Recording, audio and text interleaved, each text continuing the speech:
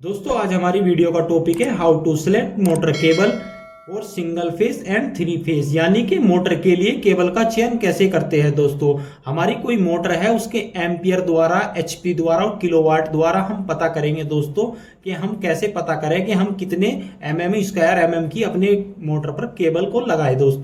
दोस्तों इसके लिए मैंने सिंपल से दो एग्जांपल लिए, एक हमारा सिंगल फेज में होगा, एक होगा थ्री फेज में। दोस्तों मैंने एक में एचपी लिया है और एक में किलोवाट लिया है। दोस्तों इससे हम पता लगाएंगे क्या कि हमारे केबल का कितना साइज रखना है हमको कितने किलोवाट की मोटर पे। दोस्तों मोटर या तो एचपी में आती है या आती है किलोवाट में। दोस्तों हम दोनों की ही इसमें बात करेंगे। दोस्तों सबसे पहले बात करेंगे हम सिंगल फेज की। एक हमारी कोई मोटर है 2 एचपी की जिसकी वोल्टेज है 230 वोल्टेज, जिसका पावर फैक्टर है 0.85।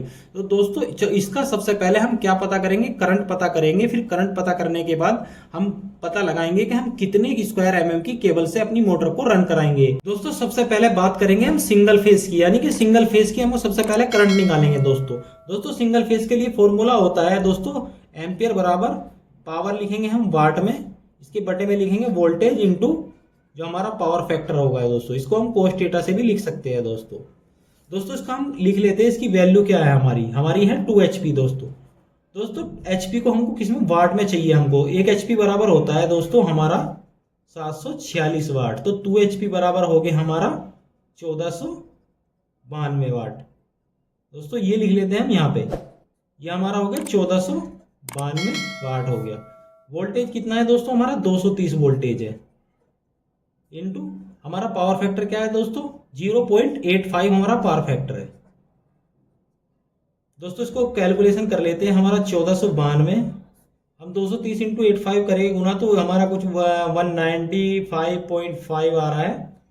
तो दोस्तों हम 195.5 को 1492 से भाग देंगे तो हमारा 7.36 एम्पियर आ गया।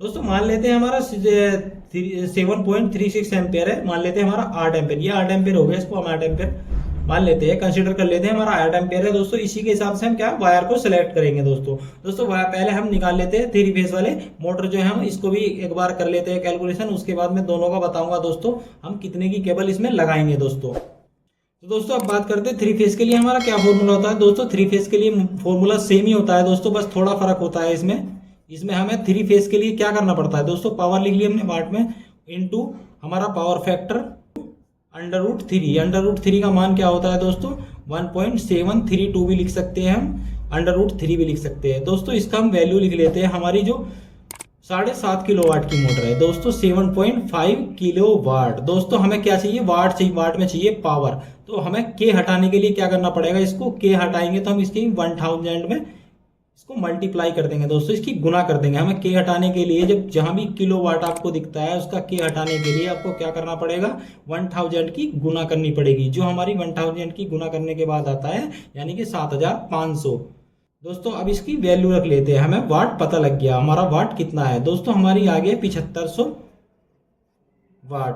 दोस्तों वोल्टेज कितने हमारे 440 वोल्टेज है, यानी कि हमारी एक 440 वोल्टेज की मोटर है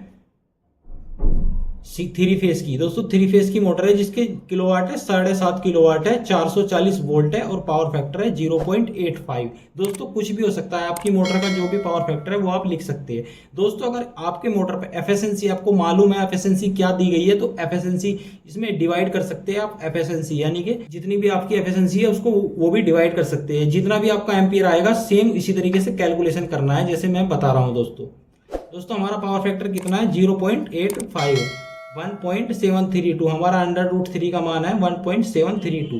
दोस्तों इसका कैलकुलेशन करने के बाद हमारा जो आंसर आ रहा है 75 से लिख लेता हूं मैं, यहाँ पे आएगा 647.76।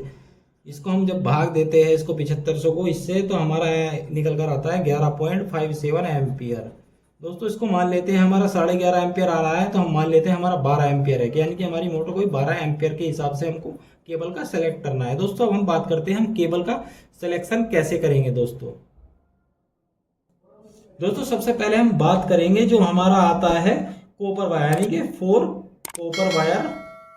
Copper wire correct current carrying capacity. दोस्तों हम जो हमारा सबसे पहले हम बात करेंगे जो हमारा वायर आता है कॉपर वाला, यानी कॉपर वाले वायर की क्या करंट कैपेसिटी होती है दोस्तों। दोस्तों हमारे जो एक स्क्वायर एमएम से कितना कितना करंट हम जोड़ सकते हैं दोस्तों।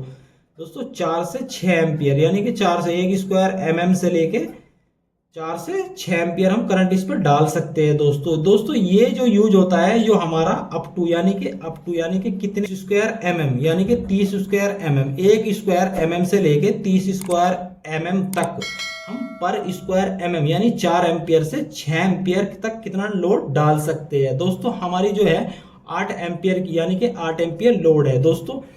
दोस्तों अब निकालते हैं हम, हमारा जो 8 एम्पियर आया है उसको हमने यहाँ लिखा है, जो हमारा 5 यानी कि हमको इसका 2% वोल्टेज ड्रॉप लेना है, या तो आपको 4 लेना है या क्या लेना है 5 एम्पियर, यानी कि मैंने आपको बताया था 4 से 6 एम्पियर लोड डाल सकते हैं, लेकिन हमको क्या ध्यान रखना है, हमको वोल्टेज ड्रॉप का भी ध्यान रखना है, यानी हमारे 2% हो गए वोल्टेज ड्रॉप। तो दोस्तों हमने 5 लिया, यानी कि 5, हम 4 भी ले सकते हैं, लेकिन 4 लोगे तो आपका क्या होगा, जो आपकी जो केबल है उसकी लाइफ और अच्छी हो जाएगी दोस्तों अगर आप 4 लोगे, लेकिन हमने 5 लिया है, आप 4 भी ले सकते हो। 4 लेना है या 5 लेना है दोस्तों, यानी कि एक स्क्वायर एमएम पे चाहिए तो 4 एम्पियर लेना है या 5 एम्पियर, आपको इससे ज़्यादा नहीं लेना है। अगर आप इससे ज़्यादा लेंगे तो लंबे टाइम आपकी केबल ज़्यादा लाइफ थोड़ी उसकी कम हो जाएगी दोस्तों। दोस्तों अब हम 5 से इसको 8 एम्पियर का निकालता है, 5 के हिसाब से निकाला हमने, कितना आएगा हमारा 1.5 यानी कि 1.5 स्क्वायर एमएम। दोस्तों हम 8 एम्पियर के लिए 1.5 स्क्वायर एमएम की केबल का यूज करेंगे। दोस्तों ये जो मैंने आपको बताया ये कॉपर वायर के लिए था दोस्तों।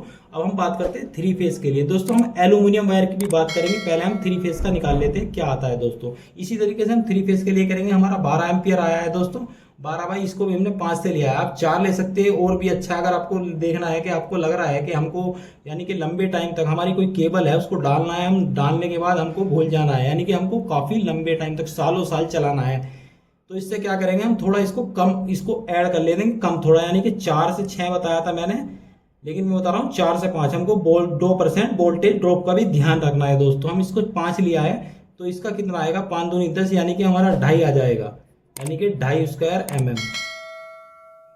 हम 12 एम्पियर के लिए क्या यूज करेंगे 2.5 स्क्वायर एमएम। दोस्तों आप समझ गए हो कि दोस्तों वही बात करें हम अपने जो हमारा वायर आता है किस वायर की, एल्यूमिनियम, यानी कि एल्यूमिनियम का जो वायर आता है दोस्तों उसका जो कितना होता है, यानी कि उसके करंट का, यानी कि हम उस पर 1 स्क्वायर एमएम पे कितना करंट तक हम डाल सकते हैं। दोस्तों हम एल्यूमिनियम जो वायर होती है हमारी उस पर 4 से 5 एम्पियर, यानी कि 4 से 5 एम्पियर हम उस पर 1 स्क्वायर एमएम पर हम 4 से 5 एम्पियर। दोस्तों कितने तक हमारा 1 स्क्वायर एमएम से लेके 1 स्क्वायर एमएम से लेके ये 30 स्क्वायर एमएम तक क्या करना है हमको, 1 स्क्वायर एमएम से लेके 30 स्क्वायर एमएम तक हम एल्यूमिनियम की जो वायर होती है पर स्क्वायर, यानी कि 1 स्क्वायर एमएम पे 4 से 5 एम्पियर लोड हम डाल सकते हैं। तो दोस्तों इसमें भी क्या करना पड़ेगा हमको, 2% हम वोल्टेज ड्रॉप लेंगे तो हमारा क्या आएगा, या तो हमको 3 एम्पियर है हमारा, 3 से 4 एम्पियर, यानी कि हमारा जो एल्यूमिनियम वायर होता है यानी कि 3 से 4 एम्पियर उस पर हम करंट लोड डाल सकते हैं दोस्तों 1 स्क्वायर एमएम पे। दोस्तों अगर हम 4 से कैलकुलेट करें 8 को, यानी कि 8 एम्पियर की हमारी कोई मोटर थी जो हम अभी जिसकी बात कर रहे थे, तो उस पर हम कितना, अगर हम एल्यूमिनियम की वायर डालनी तो हमको 2 स्क्वायर एमएम की डालनी पड़ेगी। और वही हम इसकी बात करें तो दोस्तों हम अगर इसकी हम डालनी है 12 एम्पियर पर, अगर हमको एल्यूमिनियम केबल डालनी है तो हमको कितने स्क्वायर एमएम, यानी कि हमारा 4 स्क्वायर एमएम की वायर हमको डालनी होगी दोस्तों। यानी कि 2 HP की मोटर थी उसके लिए हमने क्या यूज किया, ये वाला फॉर्मूला दोस्तों 7.5 किलोवाट के लिए इस तरीके से हमने निकाला है। दोस्तों आपको किस तरीके से किलोवाट का निकालना है, किस तरीके से HP का निकालना है केबल का, यानी कि अपनी मोटर का केबल का साइज। तो दोस्तों आप समझ गए होंगे। वीडियो अगर अच्छी लगी हो तो दोस्तों वीडियो को लाइक कीजिए, अगर आप हमारे चैनल पर नए हो तो हमारे चैनल को सब्सक्राइब कीजिए और एक बार हमारे चैनल को विजिट जरूर कीजिए अगर आप इलेक्ट्रिक वीडियो देखना पसंद करते हैं दोस्तों। धन्यवाद।